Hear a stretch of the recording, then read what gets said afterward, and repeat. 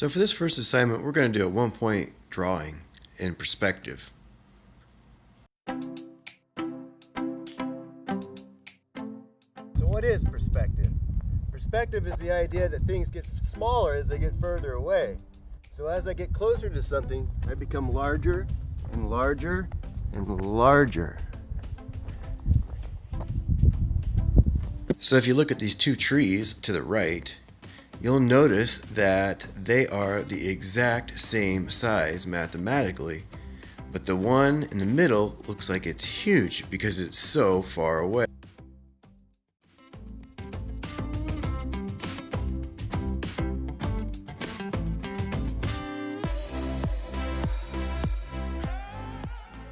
And from really far away, I look really tiny.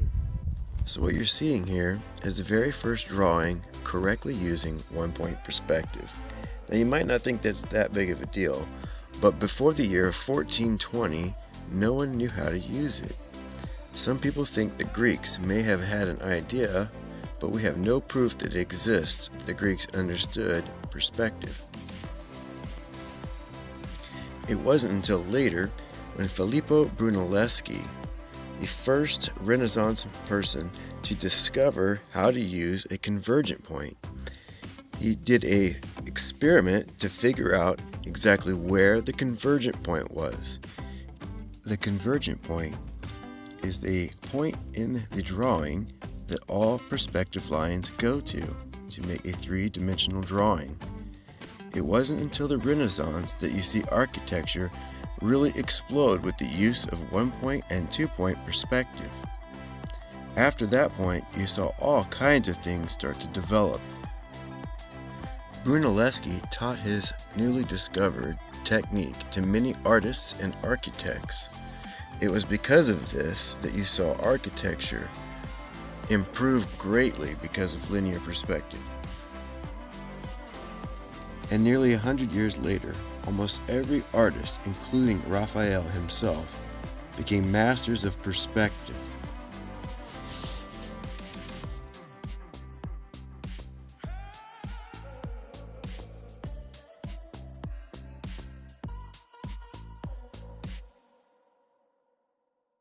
There are many professions that use perspective, such as architects, game designers, artists, interior designers, illustrators, furniture designers, auto designers, and really just anybody with an idea.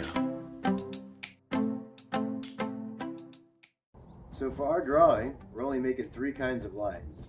That's it, only 3. So the first line is vertical. It's like how I'm standing vertically. Second line is going to be horizontal, like this. But it's the third kind of line is the hard one that you have to watch for. That's the perspective line. And the perspective line always connects into a vanishing point. Now you might ask yourself, what are some other uses for perspective? Well, this couch that I made, I first drew this out in 1-point perspective before I built the couch. And that's how I knew what parts I needed and how it was going to go together. So it has useful application.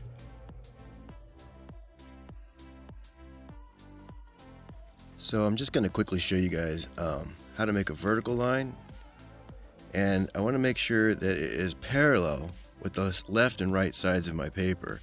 So I'm going to kind of just eyeball it, and I look at the left side and I can see that it's parallel with the left and the right.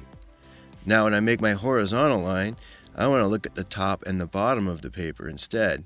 And now I can look and I can see that the bottom is parallel with the bottom and the top of the paper.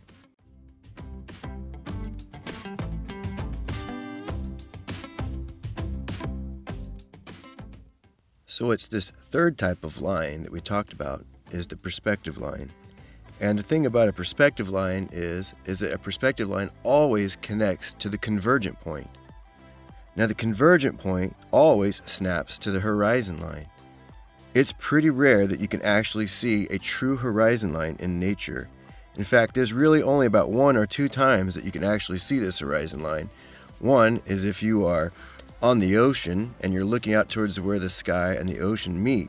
That's probably the only time you can ever see the real horizon line. Unless you're stranded in Kansas somewhere, and all you can see is cornfields. So we're going to look at M.C. Escher's Another World. It was done in 1947. Now we're looking at this because this is only 3 lines. A perspective line, a horizontal line, and a vertical line. Now it looks complicated, but it's actually a fairly simple drawing. Now the first thing you're going to notice is if you look out, you can see that there's a horizon line. Just like the ocean, this is where the convergent point would be. Now if we took a ruler to this, we could see that all of the perspective lines are going to a one point on the horizon line here. And M.C. Escher drew this out, and he changed the perspective in each of the windows.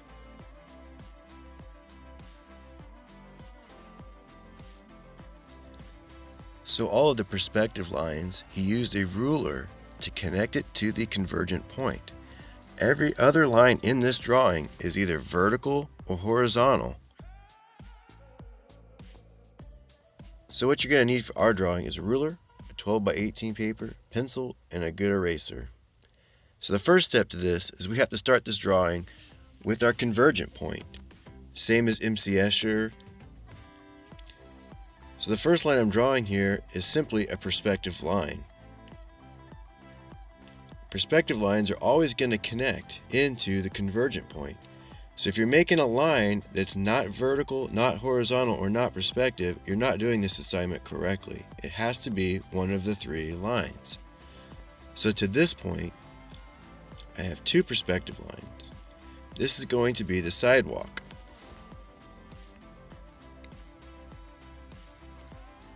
Notice how I'm carefully putting the ruler on the point each time before I make a mark. That's absolutely critical for this assignment.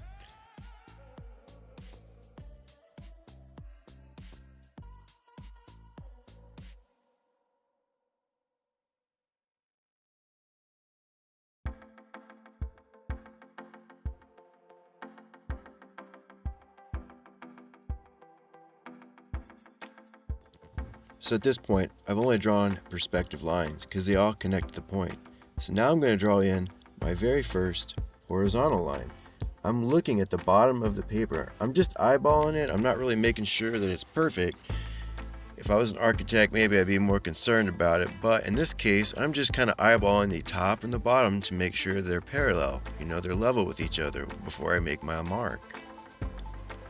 I'm saving a little time here by making them across both sides of the sidewalks. And as it goes towards the convergent point,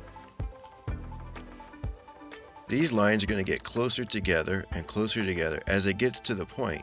So notice that as I go backwards, the tops of the sidewalk lines are starting to get closer and closer together. This is going to make it look a lot more realistic in the end.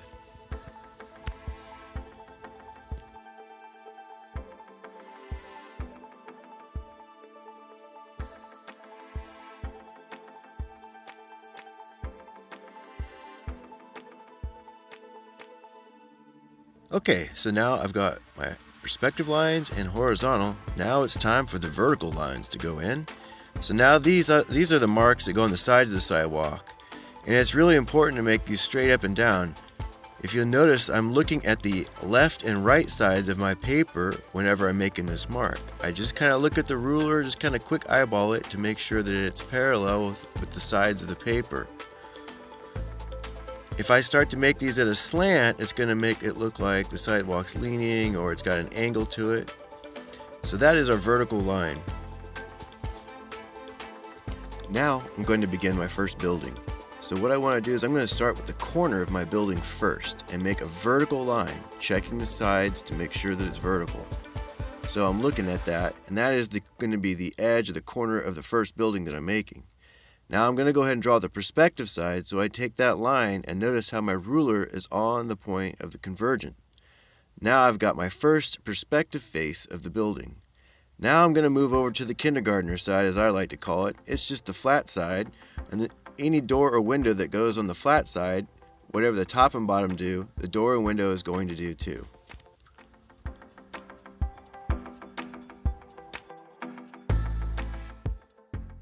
So I'm going to go ahead and make my first door.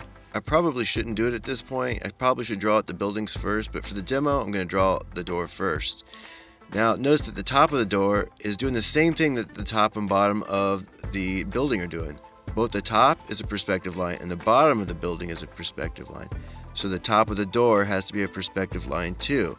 If I was drawing windows, it'd be the same story. Now, as I make the same door on the kindergartner side, notice that it's just a square. There is no perspective on this side. The top of the door does the same thing that the top of the building does. And the bottom is just a horizontal line. So that's a horizontal line.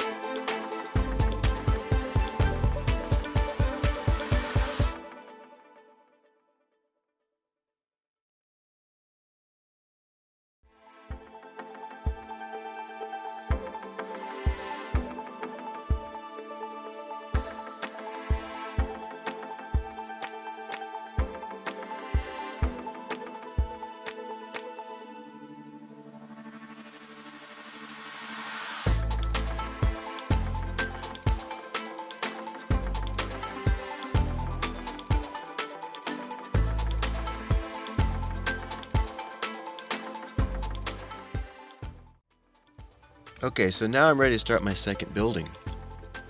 I'm going to start with the vertical line, the corner, just like I did on the first building.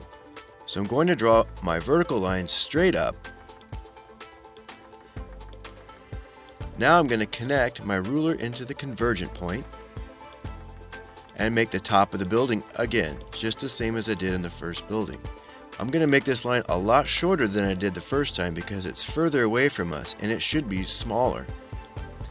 Now I'm going to go ahead and do the same as I did before and connect in my kindergarten side. So now I'm going to draw the line across and the other side and repeat again.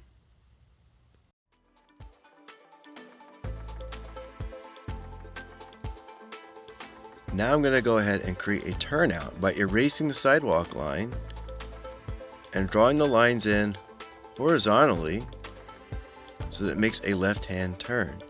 This is part of one of the requirements. You don't have to do this part exactly on yours, but you have to have 10 added things in perspective that are not buildings, doors, or windows. You need to see the rubric to understand all the additional requirements of the drawing. You can see it on this page or at the end or middle of this video. So now you're getting it down pretty good. It should be a piece of cake to get this next part. So what you need to do is start to look at the rubric to see all of the requirements that are added into it. Now we're going to take a look at the rubric for this assignment. One of the first requirements is that you use the correct use of the convergent point to create perspective lines. It means you use the convergent point and a ruler. The second requirement is that you use the correct use of horizontal and vertical lines. They should be straight up and down for vertical and left to right for horizontal. Multiple buildings should be drawn in a variety of ways. Some should be taller and wider. Craftsmanship should be good because you used a ruler. The drawing has 10 other details that are drawn in perspective throughout the drawing. This could be street posts, mailboxes, stoplights, you name it. Lots of things could be done here. You should have a light shading of 3 areas. You should have some additional things that are fun, such as action sequence with animals or whatever. Have some fun here. There's at least 2 areas that have texture on the buildings, such as squares, blocks, bricks, or wood. And you should have at least 10 objects that are not drawn in perspective, such as background and people.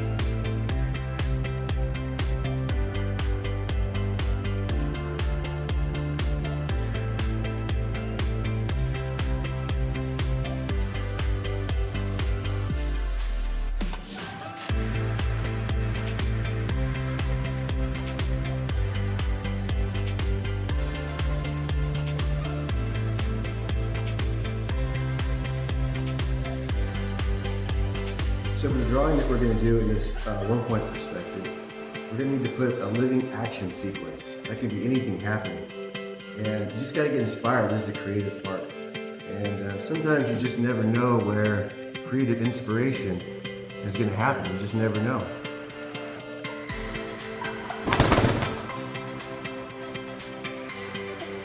You just never know where something creative might happen.